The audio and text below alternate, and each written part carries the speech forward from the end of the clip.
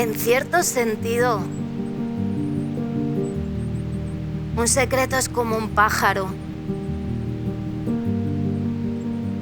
Que hay muchos tipos de secretos. Cosas que no se dicen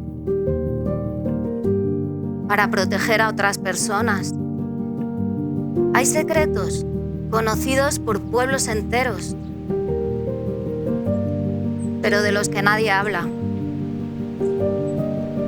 Y hay secretos que no se dicen porque no encontramos las palabras que necesitamos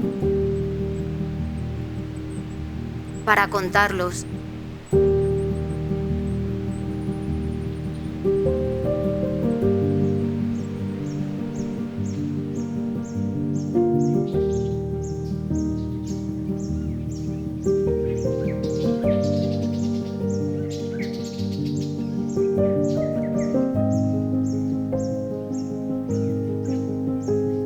Los secretos son un poco como los pájaros que buscan liberarse y volar.